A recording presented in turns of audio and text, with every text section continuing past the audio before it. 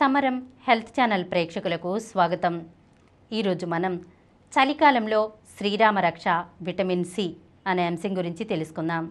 చల్లటి గాలులు గిలిగింతలు పెట్టే అద్భుతమైన శీతాకాలపు ఉదయాలతో పాటు ఆ కాలంలో వచ్చే అనారోగ్య సమస్యలు అధికమే.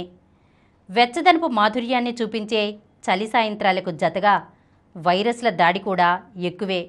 అందుకే చలికాలంతో వచ్చే ఆ ఇబ్బందులన్నింటినీ తిప్పికొట్టాలంటే శరీరానికి రక్షణ కవచం కావాల్సిందే. అందుకు ప్రతి కణాన్ని రక్షించే విటమిన్ సిని ఆహారంలో చేర్చుకోవాల్సిందే. మన ఆరోగ్యానికి అవసరమైన పోషకాల్లో ముఖ్యమైనది విటమిన్ సి. శరీరంలోని అన్ని రకాల పనుల్లో పాలు పంచుకుంటూ రోగనిరోధక శక్తిని పెంచుతూ రక్షణ కవచంగా మారుతుంది. నీటిలో కరిగిపోయే ఈ విటమిన్ శరీరంలో నిల్వ ఉండదు.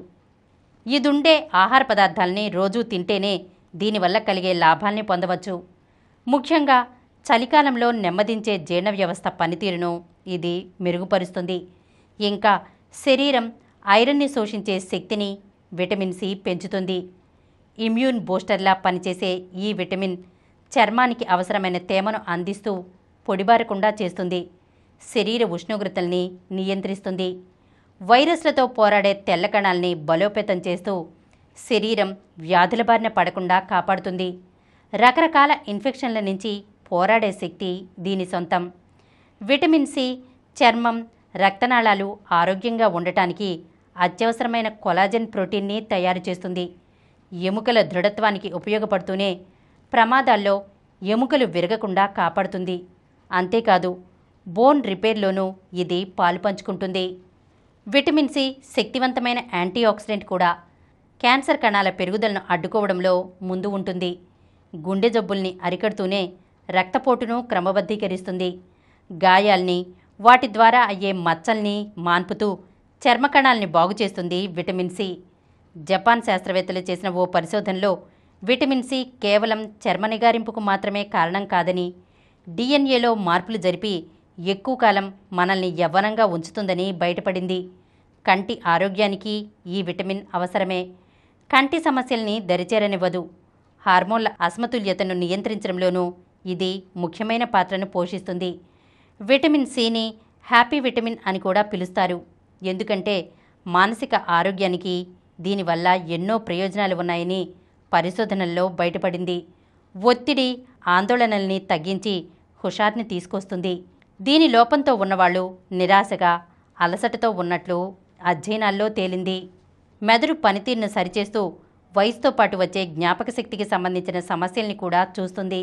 కూరగాయలు, పండ్ల ద్వారా శరీరంలోకి చేరిన పురుగు మందుల్ని, ఒంట్లోని ఇతర హానికరమైన విషపదార్థాల్ని విటమిన్ సి బయటకు పంపేస్తుంది. విటమిన్ సి అనగానే ముందుగా గుర్తొచ్చేది కమలాలు, నిమ్మ లాంటి సిట్రస్ ఫ్రూట్సే. కానీ అత్యధికంగా ఉసిరి ద్వారా ఈ విటమిన్ అందుతుంది. 100 గ్రాముల ఉసిరి పండ్లలో 600 నుంచి 700 మిల్లీగ్రాముల విటమిన్ సి ఉంటుంది.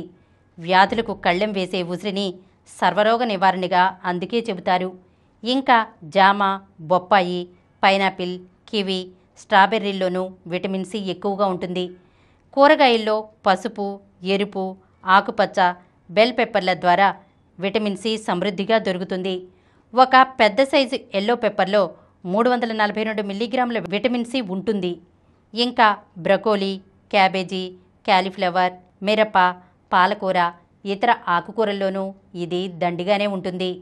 ఈరోజు మనం చలికాలంలో శ్రీరామ రక్ష విటమిన్ సి అనే అంశం గురించి తెలుసుకున్నాం కదా. మరొక అంశంతో మళ్ళీ కలుద్దాం.